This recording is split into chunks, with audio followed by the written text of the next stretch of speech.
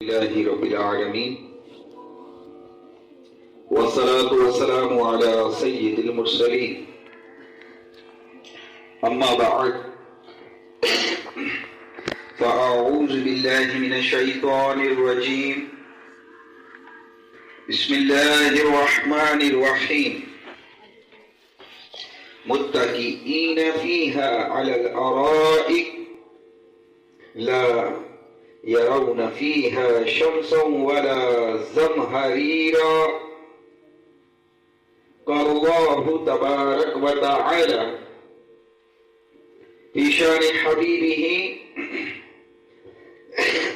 إن الله وملائكته يصلون على النبي يا أيها الذين آمنوا صلوا عليه وسلموا تسليما اللهم صل وسلم وبارك على سيدنا ومولانا محمد النبي الأمي الحبيب العالي القدر العظيم الجاه وعلى آله وأصحابه وبارك وسلم. اللہ جل مجدہ کی یہ شان ہے کہ اس کی ذات مقدسہ بھی ہر طرح کی تبدیلی سے پاک ہے. اس کی صفات عالیہ میں بھی کوئی تغیر نہیں ہو سکتا. اس کی بادشاہی کو بھی زوال نہیں ہے. پروردگار کا حکم ہمیشہ نافذ رہے گا. اس کے مقابلے میں مخلوق کے حالات ہمیشہ بدلتے رہتے ہیں اور یہ تبدیلی و تغیر اللہ عز و جل کی لامتناہی قدرت پر عظیم نشانی ہے. ہمارے ارد گرد کتنی تبدیلیاں ہوتی ہیں. کبھی بارش کی کثرت سے سیلاب آ جاتا ہے اور کبھی بارش نہیں برستی تو خشک سالی ہو جاتی ہے. کہیں ہوا کم چلنے سے حبس اور گھٹن یہ پیدا ہوتی ہے اور کہیں تیز ہوا اگر آ جائے تو آندھی آ جاتی ہے. کسی کے لیے آسائشوں اور راحتوں کی کثرت ہوتی ہے اور کہیں پریشانیوں اور آفتوں میں لوگ مبتلا ہوتے ہیں. کسی وقت چلچلاتی دھوپ سے سخت گرمی اور کسی وقت جما دینے والی ہوا سے سخت سردی ہو جاتی ہے. یہ جتنی بھی تغیرات ہیں نا یہ اس بات کے واضح دلائل ہیں کہ کوئی ایسی ذات موجود ہے جو بے حد قدرت کی مالک ہے اور یہ سب انتظامات اس کے حکم سے ہو رہے ہیں. ہمارا دین قرآن احادیث میں ہمیں حکم دیا گیا ہے کہ مخلوق کی پیدائش اور ان میں ہونے والی تبدیلیوں میں غور و فکر کریں. غور و فکر کر کے ایمان اور اللہ تبارک و تعالی کی قدرت پر یقین پختہ کرو. پردے میں رہ کر آج کے روحانی اجتماع میں آنے والی بہنیں توجہ کے ساتھ میرا آج کا بیان سنیے گا. دیکھیں نشانیوں میں یہ سب اللہ کی نشانیاں ہیں. سردی کا ہونا، گرمی کا ہونا، یہ جو اللہ کی ان نشانیوں میں غور و فکر نہیں کرتے نا قرآن میں اس کی مذمت آئی. سورہ یوسف میں اللہ تبارک و تعالی ارشاد فرماتا ہے اور آسمانوں زمین میں کتنی ہی نشانیاں ہیں جن کے پاس سے اکثر لوگ گزر جاتے ہیں اور ان سے بے خبر رہتے ہیں. نشانیاں دیکھتے ہیں مگر ان میں غور و فکر کر کے فائدہ نہیں اٹھاتے. گرمی، سردی، یہ جتنے بھی موسم ہیں نا اللہ تبارک و تعالیٰ کی حکمت و تقدیر سے،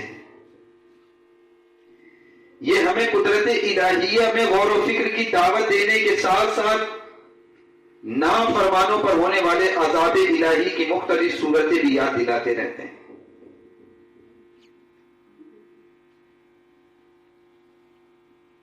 اللہ عز و جل ہم پر رحم فرمائے۔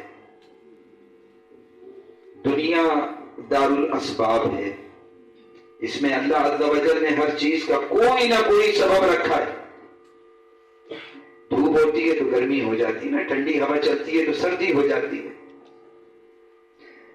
جب سبب پایا جاتا ہے تو اللہ تبارک و تعالی اپنی قدرت سے مسبب کو پیدا فرما دیتا ہے۔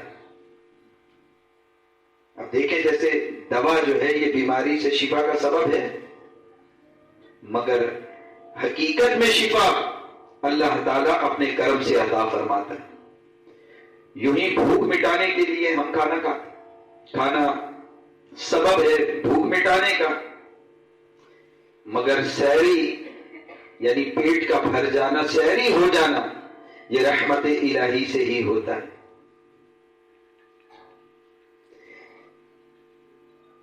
اسباب جو ہیں یہ دو طرح کے ہوتے ہیں، کچھ ظاہری اسباب ہیں اور کچھ باطنی اور حقیقی۔ ظاہری اسباب وہ ہیں جنہیں انسان اپنی عقل سے جان سکتا ہے، اور باطنی اسباب وہ ہیں جو یا تو خالق کائنات جل جلالہ کے ارشاد فرمانے سے معلوم ہوتے ہیں یا رحمت عالم صلی اللہ علیہ وسلم کے بتانے سے پتہ چلتے ہیں۔ پیارے پروردگار نے تو ہمیں دونوں طرح کے اسباب اختیار کرنے کا حکم دیا۔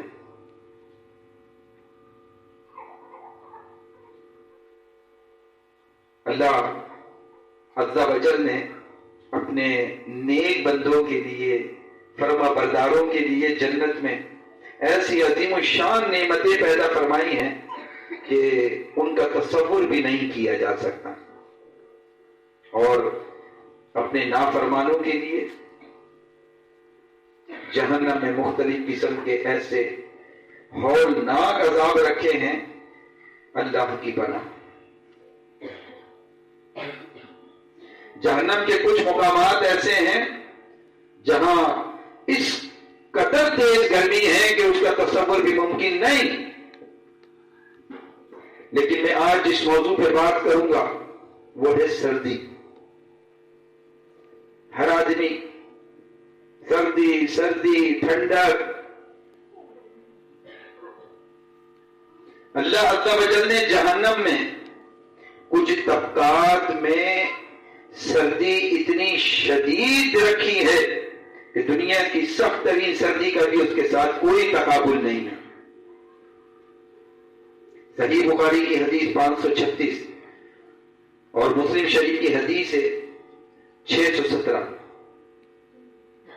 سیدنا ابو ہریرہ رضی اللہ تعالی عنہ کے روایت کردہ فرمان نبوی کا مفہوم میں عرض کرتا ہوں کہ جہنم نے اللہ عز و جل سے عرض کی، اس میں مختلف طرح کا عذاب حد درجہ سخت ہے۔ آپ علیہ الصلوۃ والسلام نے ارشاد فرمایا، رب عز و جل نے اسے سال میں یعنی جہنم کو سال میں 2 سانسوں 2 مرتبہ اپنی گرمی اور سردی نکالنے کی اجازت دی ہے۔ ایک سانس سردی میں اور دوسرا گرمی میں۔ یہ وہی تیز ترین گرمی اور سخت ترین سردی ہے جو تم پاتے ہو۔ مرات المناجی شرح مشکات المصابیح حدیث نمبر 591، اس میں ہے، ذہن میں سوال آ سکتا ہے کہ اگر سخت سردی جہنم کا اثر ہے تو کسی جگہ سردی اور کسی جگہ گرمی کیوں ہوتی ہے؟ ایک جیسا ہونا چاہیے موسم؟ تو یاد رکھیں یہ سب اللہ تبارک و تعالیٰ کی قدرت ہے۔ وہ جب چاہتا ہے جس جگہ گرمی پیدا کر دیتا ہے اور جس جگہ چاہے سردی پیدا کر دیتا ہے. یہ بھی بات ذہن میں رہے کہ قرآن و سنت میں بیان فرمائی گئی وہ چیزیں جن کی پوری حقیقت حال ہمیں نہیں معلوم. ہمیں تو صرف حدیث میں یہ بتایا نا کہ جہنم سانس لیتی ہے، ایک گرمی پیدا ہوتی ہے تو ایک سانس سے سردی پیدا ہوتی ہے. تو جب سردی پیدا ہوتی ہے بہت سی جگہ پہ سردی ہوتی ہے، کچھ جگہوں پہ گرمی ہوتی ہے. ایسا کیوں؟ تو یہی بات سمجھا رہے ہیں. وہ چیزیں جن کی پوری حقیقت فی الحال ہمیں معلوم نہیں ہے انہیں ماننے کو ایمان بالغیب کہا جاتا ہے. ہمیں اس پہ ایمان رکھنا پڑے گا کیونکہ حدیث میں کہا گیا اللہ عز و جل کی بارگاہ میں ایمان بالغیب ہی معتبر ہے، ورنہ روز قیامت دیکھنے کے بعد تو سبھی مان جائیں گے.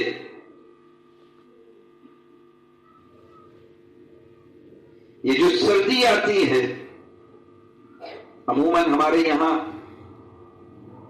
سردی سے لوگ ڈرنے لگتے ہیں.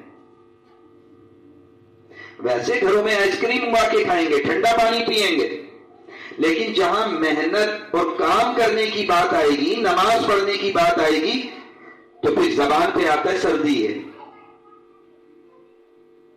چھٹی چاہیے، سردی ہو رہی ہے. آئس کریم کھائیں گے، جی بالکل. ٹھنڈا پانی، جی بالکل چلے گا. چھٹی، ہاں سردی بہت ہے. کہیں گھومنے چلنا ہے، کتنے بجے جانا ہے، ٹائم بتائیے آپ. صبح فجر کے اندر اٹھنا ہے نماز کے لیے، سردی کی وجہ سے آنکھ نہیں کھلتی. ذرا توجہ کیجیے گا میری بہنوں.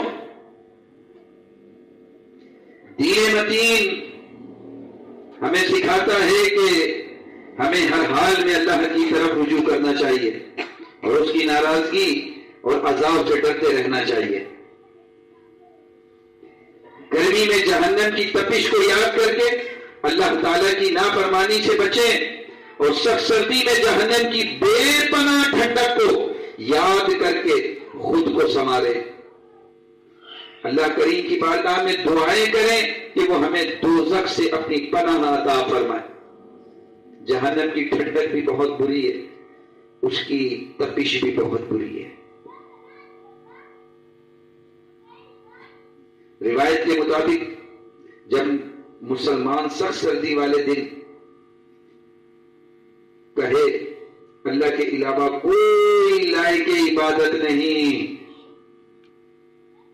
آج کتنی سخت سردی ہے، اے اللہ مجھے جہنم کی سخت سردی سے پناہ عطا فرما، تو اللہ تعالیٰ جہنم کو فرماتا ہے بلا شبہ میرے ایک بندے نے تیری سخت سردی سے میری پناہ مانگی ہے اور میں تجھے گواہ بناتا ہوں کہ ضرور میں اسے تیری سخت گرمی سے پناہ دوں گا.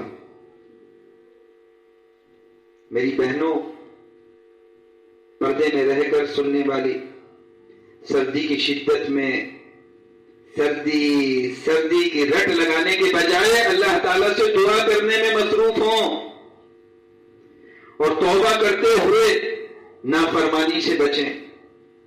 پختہ ارادہ کریں. جہنم کی سخت سردی سے اللہ تعالیٰ کی حفظ و امان اللہ تعالیٰ ہمیں نصیب فرما دے. اسی طرح حکم دیا گیا ہے کہ جب ہوا چلے تو اللہ تعالیٰ کی بارگاہ میں خیر اور بھلائی کی دعا کریں. ابو داؤد شریف کی حدیث مبارکہ ہے، سیدنا ابو ہریرہ رضی اللہ تعالی عنہ سے روایت ہے، ہوا اللہ تعالیٰ کی رحمت ہے، یہ پیاروں کے لیے رحمت اور نافرمانوں کے لیے عذاب لاتی ہے. جب تم ہوا کو دیکھو تو اسے برا نہ کہو، اللہ تعالیٰ سے اس کی خیر و بھلائی کی دعا کرو اور اس کے شر سے اللہ تعالیٰ کی پناہ مانگو کہ اللہ تو اس کے شر سے ہمیں محفوظ فرما، ہمیں کوئی نقصان نہ ہو. یہ جو بے اٹھ کے ہو کر ہم کہہ دیتے ہیں یار ایسی منحوس ہوا چل رہی ہے، سب منحوس موسم ہے، ایسے الفاظ نہیں ادا کرنے چاہیے. یہ ساری چیزیں اللہ کی تخلیق کردہ ہیں.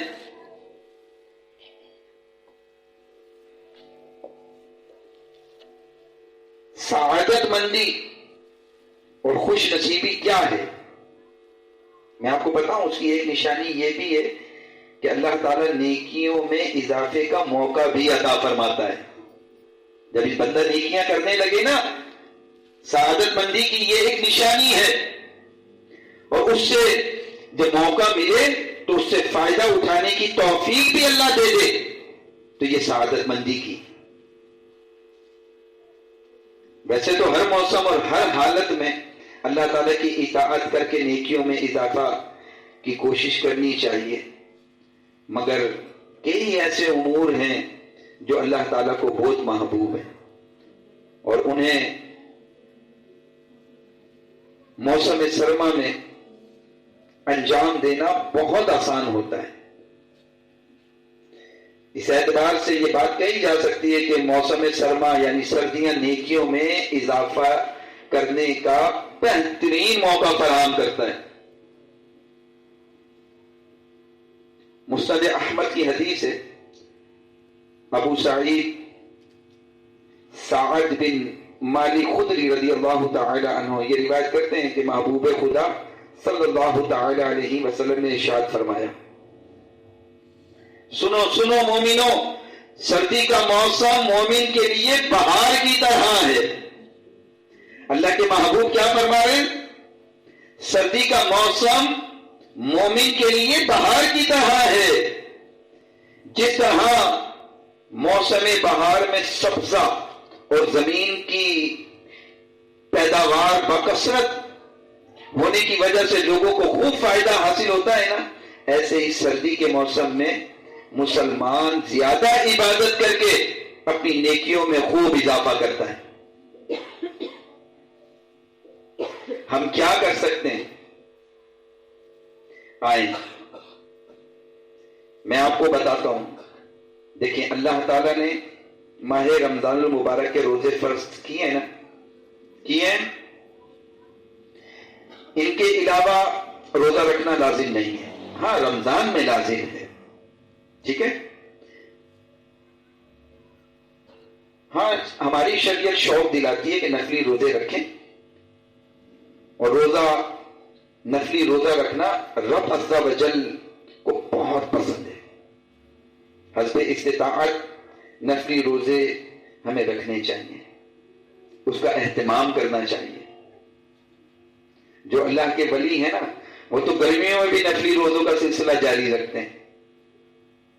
ہاں، عوام جو ہے یہ بھوک پیاس کی وجہ سے خوفزدہ ہو جاتی ہے، لیکن میری بہنوں،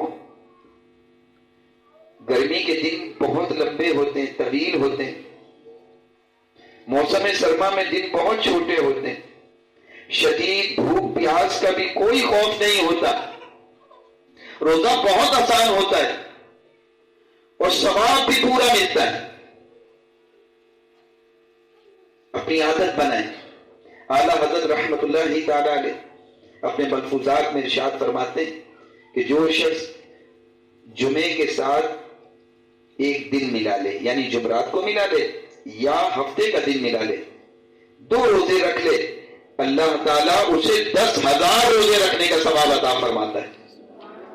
دن کتنے چھوٹے ہیں، سحری کتنی دیر میں بند ہوتی ہے اور افطاری بھی جلدی ہو جاتی ہے. نیکیاں لوٹنے کے یہ دن ہیں، ثواب کمانے کے یہ دن ہیں. لیکن توجہ کریں میری وہ بہنیں، خصوصیت کے ساتھ جن کے روزے رمضان میں قضا ہوئے. ایسا نہیں کہ اب وہ روزے ان کے معاف ہو گئے، روزوں کو قضا کرنا ہے. رمضان المبارک میں ناپاکی کے دنوں میں روزے چھوٹ جاتے ہیں.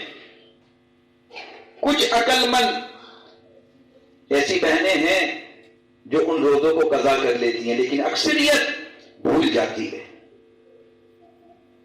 اس وقت بڑا اچھا موقع ہے، دن چھوٹے ہیں، ان روزوں کی قضا کیجیے.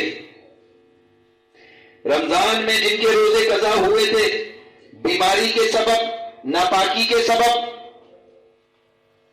کسی بھی شرعی عذر کے سبب،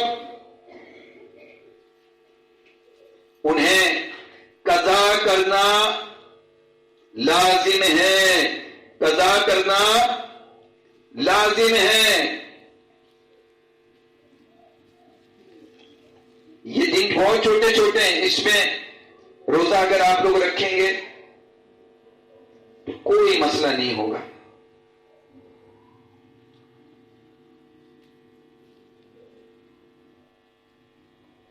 اللہ کے محبوب علیہ الصلوۃ والسلام ہر مہینے کی 14 اور 15 تاریخ کو روزہ رکھنے کا ارشاد فرماتے تھے۔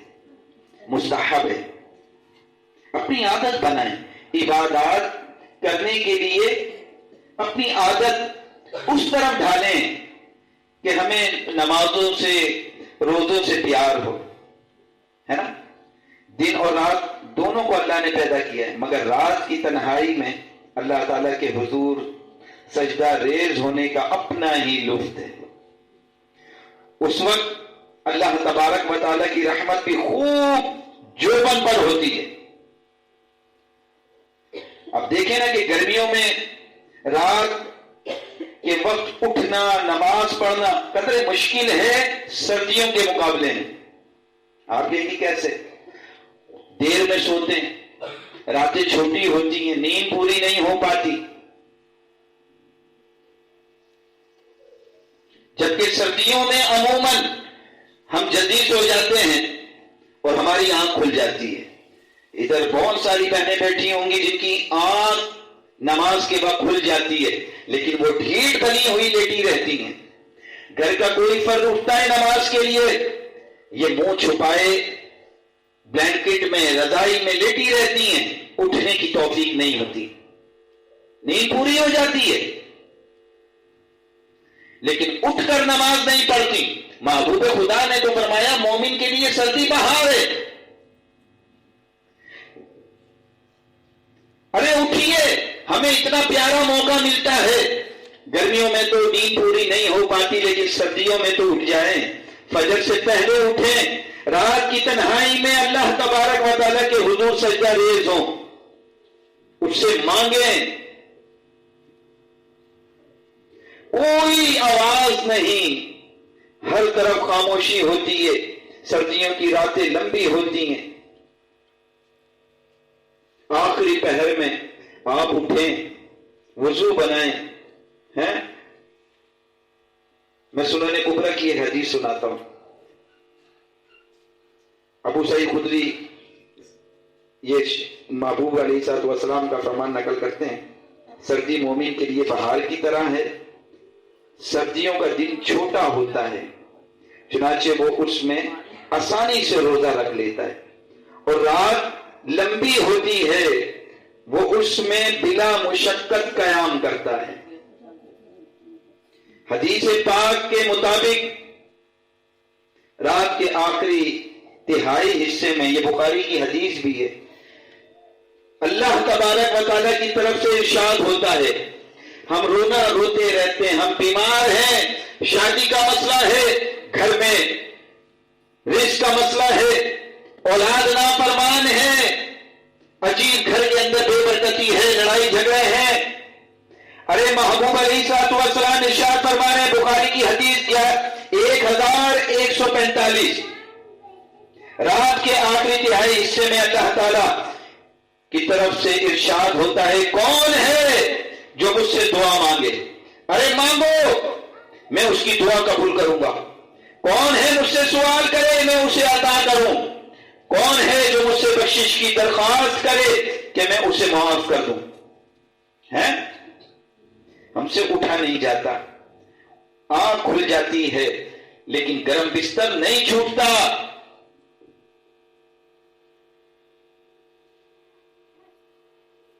آپ کو معلوم ہے موسم سرما میں کچھ کام آسان ہوتے ہیں جبکہ بعض مشکل دشوار ہوتے ہیں۔ اگر پانی گرم ہے تو وضو بہت اچھے طریقے سے آپ لوگ بناتے ہیں، اور اگر ٹھنڈا ہے تو پھر کچھ مشکل ہوتی ہے. لیکن ٹھنڈے پانی سے وضو بنانے والے پریشان نہ ہوں. جس کام میں مشقت اٹھانی پڑتی ہے نا اس میں اجر و ثواب بھی کہیں زیادہ ہوتا ہے.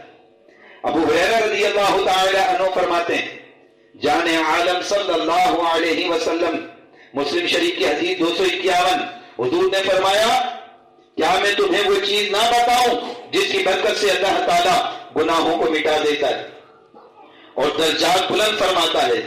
صحابہ نے عرض کی جی ہاں یا رسول اللہ، کیوں نہیں، ضرور بتائیں. فرمایا مشقتوں میں پورا وضو کرنا، جیسے سردی ہے نا ٹھنڈے پانی سے وضو کرنا، مساجد کی طرف قدموں کی کثرت کرنا ہے، یہ مردوں کے لیے مسجد میں نماز با جماعت کی پابندی کرنا، اور ایک نماز کے بعد دوسری نماز کا منتظر رہنا، انتظار کرنا، ظہر کب ہوگی، عصر کب ہوگی، مجھے وضو بنانا ہے. دل کو نماز و مسجد سے لگائے رکھنا، قرآن سے لگائے رکھنا. حضور فرماتے ہیں تمہارے لیے یہی جہاد کے لیے تیاری کرنا ہے. اس حدیث مبارکہ کے مطابق سردی میں جب پانی استعمال کرنا مشکل ہوتا ہے نا، سنت کے مطابق تمام اعضاء کو دھونا ایسا عظیم الشان عمل ہے جس کی برکت سے گناہوں کی بھی معافی مل جاتی ہے اور درجات کی بلندی بھی عطا ہوتی ہے. اللہ تبارک و تعالیٰ تو ہمیں نیکیاں کرنے کے اسباب مہیا کرتا ہے. مومن کا مزاج جو ہے نا یہ اطاعت الہی کے حوالے سے اتنا پختہ ہونا چاہیے کہ کوئی بھی موسم ہو، کیسی ہی مشکل ہو اور کسی بھی طرح کے حالات ہوں، اللہ تعالیٰ کی فرما برداری کرے، نافرمانی سے بچتا رہے. بندہ ہونے کا تقاضا ہے کہ انسان ہر کام اپنے مالک کی مرضی کے مطابق کرے. میں آپ کو ایک واقعہ سناتا ہوں. ایک بزرگ تھے، وہ کہتے ہیں میں نے اللہ تعالیٰ کی بندگی کا جو سلیقہ ہے نا میں نے ایک غلام سے سیکھا. توجہ سے اس کو سنیں. کس طرح؟ میں بازار سے ایک غلام خریدنے گیا تو میں نے اس سے پوچھا تمہارا نام کیا ہے؟ کہنے لگا جو آپ رکھ دیں. میں تو غلام ہوں. پوچھا کیا کھاتے ہو؟ اس نے کہا جو آپ کھلا دیں. پوچھا کیا پیتے ہو؟ کہا جو آپ پلا دیں. پھر دوبارہ پوچھا آخر تمہاری بھی تو کوئی خواہش ہوگی؟ کہنے لگا میری ایک ہی خواہش ہے کہ آقا کے حکم کی تعمیل کرنا اور اسے راضی رکھنا. غلام کی اس گفتگو سے میں سمجھا کہ اگر غلامی کا تقاضا ہے کہ اپنی مرضی ختم کر دی جائے تو بندہ ہونے کا تقاضا پھر کیا ہوگا. اللہ نے تو کہا میں نے تمہیں انسانوں اور جنات کو اپنی عبادت کے لیے پیدا کیا. ہمیں ایک غلام کہہ رہا ہے جب میں غلام ہو گیا تو اب تو میں مالک کی سنوں گا. ہم تو اللہ کے بندے ہیں، ہمیں تو عبادت کے لیے پیدا کیا. غلام کہتا ہے جو کھلاؤ گے کھا لیں گے، جو پلاؤ گے پی لیں گے، جیسے رکھو گے رہ لیں گے. ہم وہ بندے ہیں جو مالک کی نہ سنتے ہیں، نہ فرما برداری کرتے ہیں، نہ اس کا کہا مانتے ہیں اور اوپر سے اس سے خوب مانگتے بھی ہیں. اے اللہ یہ بھی دے دے، نماز نہیں پڑھیں گے، اے اللہ وہ بھی عطا کر دے، اولاد بھی دے دے، شادی بھی کرا دے، خوب ڈھیر ساری دولت بھی دے دے. تیرا کہنا نہیں سنیں گے. مگر سردی لگتی ہے وضو بنانے میں، اچھے کپڑے بھی ہوں، صحت مندی بھی ہو، تندرستی بھی ہو، لیکن تیرا کہنا نہیں سنیں گے. تو ہمیں بس دیتا رہے، ہم کچھ نہیں کریں گے. لا حول ولا قوت. یہ بندگی ہے؟ یہ بندگی نہیں ہے. خدا را اپنے اندر احساس پیدا کریں.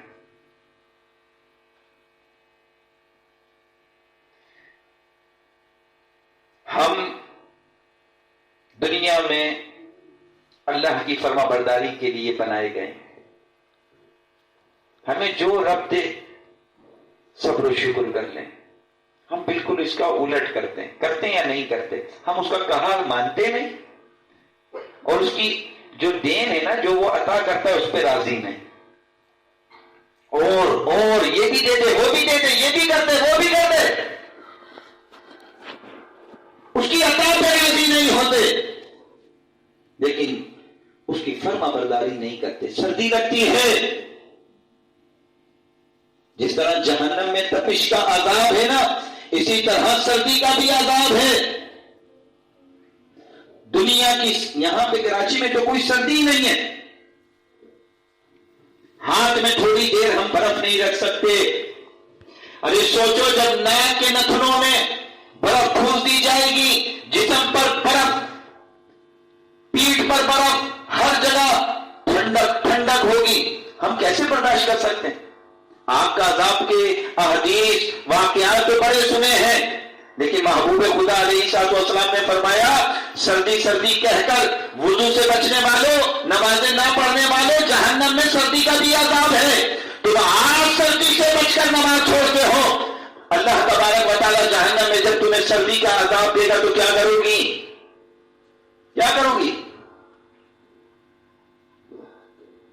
اس سے توبہ کیجیے، توبہ کریں.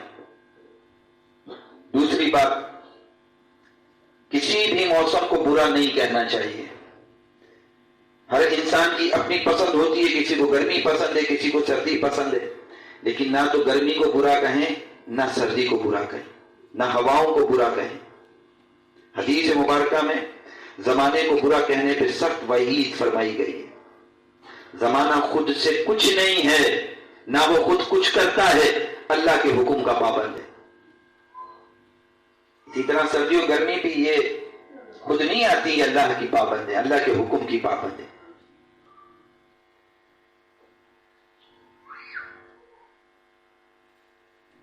اپنی زندگی کو غنیمت جانیں، اور یہ جو موسم آتے ہیں نا، یہ ہمارے لیے سیکھنے کے لیے آتے ہیں. ہم اپنی زندگی میں بڑی تبدیلی، تغیر دیکھتے ہیں. یہ تغیر، یہ تبدیلیاں ہمیں سکھاتے ہیں، ہمیں سبق دیتے ہیں. دیکھو گرمی آ گئی، یہ گرمی جہنم میں بھی ہو سکتی ہے، قبر میں بھی ہو سکتی ہے. سردی بھیجتا ہے پروردگار. اگر تم گرمی سے، دھوپ کی تپش سے نہیں ڈرے تو سردی سے تو ڈر جاؤ. تمہیں جہنم کی آگ سے اگر ڈر نہیں لگتا تو جہنم کی سردی سے تو خوف زدہ ہو جاؤ. ہمیں کوئی احساس نہیں ہوتا ہم کیا نافرمانی کرتے ہیں. ہمیں نہ تو نفلی عبادت کا شوق ہے، نہ فرض عبادات مکمل سے ہم اچھے طریقے سے کر پاتے ہیں.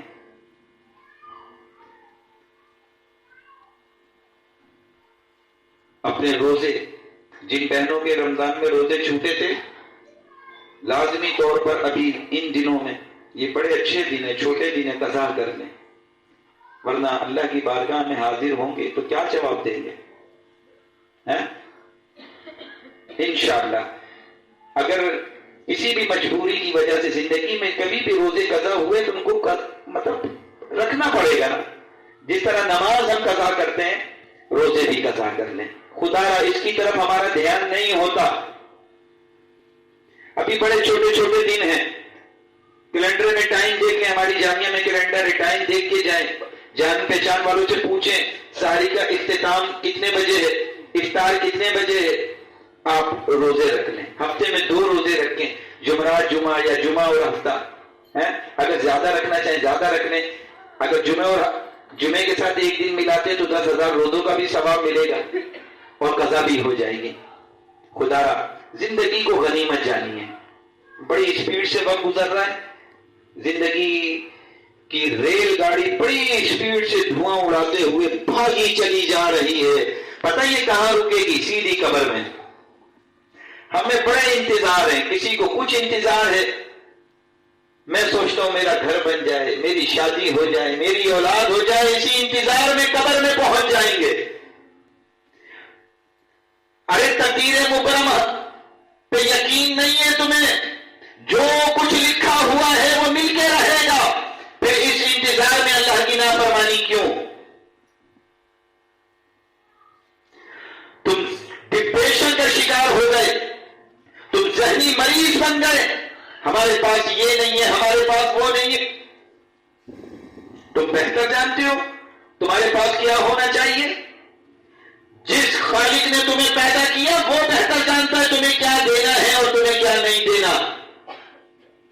تم زیادہ عقل مند بنتے ہو۔ خدا کسبی چیزوں کے لیے محنت کریں اور اللہ تبارک و تعالیٰ کی فرما بردار بندی بن کر زندگی گزاریں انشاءاللہ، فرما بردار بندی بن کے۔ اللہ تعالیٰ ہمارے حالت زار پہ رحم فرمائے۔ ہم اکثر، بلکہ ہماری جامعہ کا تو یہ موٹو ہے، آؤ علم حاصل کریں، علم حاصل کریں۔ میری بہنوں، میری ماؤں، بیٹیوں، علم کے معاملے کے اندر مسلمان بہت پیچھے ہو گیا ہے، بہت پیچھے ہو گیا۔ غربت کا رونا، غربت کی وجہ سے آپ اپنی اولاد کو، اپنی بیٹی کو، اپنے بیٹے کو تعلیم نہیں دلواتے۔ بھائی جی غریب ہیں کیسے دلوائیں؟ لیکن گھر میں جب شادی ہوتی ہے تو لاکھوں روپے آپ اڑا دیتے ہیں۔ غربت، ہائے غربت۔ میں کہتا ہوں سوکھی روٹی کھائیں لیکن اپنے بچوں کو تعلیم دلوائیں، خدا را تعلیم دلوائیں، خدا را علم کے زیور سے آراستہ کریں اپنی بیٹیوں کو، اپنے بیٹوں کو، بہترین انہیں تعلیم دلوائیں۔ میرا تو دل یہ ہے کہ میں اپنے بچوں کو عید پر نئے سوٹ نہ دلاؤں، میں انہیں تعلیم دلواؤں، اعلیٰ تعلیم انہیں دلواؤں۔ آپ اپنے بچوں کے ساتھ ظلم نہ کریں، اپنی بیٹیوں کے ساتھ ظلم نہ کریں، دین کی اور دنیا کی تعلیم سے آراستہ کریں۔ ہم بہت پیچھے ہو گئے، ہم بہت دنیا سے پیچھے ہو گئے، ساری دنیا ترقی کر رہی ہے، علم نہ ہونے کی وجہ سے ہم خدا سے بھی دور ہیں اور دنیا کی ترقی سے بھی دور ہیں۔ نہ قرآن کا علم ہے، نہ حدیث کا علم ہے، جس کی وجہ سے کوئی خوف خدا نہیں، حرام حلال کی تمیز نہیں۔ اور دنیا میں جو آج مسلمانوں کو مار پڑ رہی ہے، وہ جدت، جو ترقی ہمارے بزرگوں نے اپنے علم کے ذریعے سے اپنے اندر پیدا کی تھی، آج ہم اس کو فراموش کر بیٹھے ہیں۔ ہمارے اندر کوئی جدت نہیں ہے، ہمارے اندر کوئی ترقی نہیں ہے، ہم بہت دور ہو گئے، بہت دور۔ خدا اپنے بچوں کو تعلیم دلوائیں، تعلیم دلوائیں، عالم بنائیں۔ ہماری جامعہ میں الحمدللہ درس نظامی ہوتا ہے، رمضان کے بعد انشاءاللہ نئی کلاس کا آغاز ہوگا۔ تجوید کے لیے بھیجیں، فرض علوم الحمدللہ سکھائے جاتے ہیں، نماز، روزہ، پاکی ناپاکی کے مسائل، نجاست غلیظہ خفیفہ، روزے کے مسائل، تمام چیزیں۔ آپ خود بھی آئیں، اپنی بہو کو بھیجیں، بیٹی کو بھیجیں، یہ جو نسلیں پیدا ہوں گی ان کو بتانے والا تو کچھ ہو، ورنہ آپ کے پاس کچھ نہیں۔ آپ نے اپنی بیٹیوں کو سکھایا نماز میں کتنی شرائط ہیں، کتنے فرائض ہیں، کیا واجبات ہیں، نہیں بتایا کیونکہ معلوم نہیں۔ تو خدا را اپنی نسلوں پر رحم کریں، اپنی بیٹیوں کو، اپنی بہنوں کو، اپنی بہوؤں کو علم سکھائیں، جامعہ میں بھیجیں۔ الحمدللہ صبح کے وقت بھی ہماری کلاسز ہوتی ہیں 9:15 بجے سے 10:30 بجے تک، دوپہر کے اندر بھی الحمدللہ 2 شفٹوں میں 2 کلاسیں ہیں۔ آپ آئیں، معلومات حاصل کریں اور جامعہ کے ساتھ مل کر دین کا پیغام پہنچانے میں ہمارے بازو بنیں انشاءاللہ۔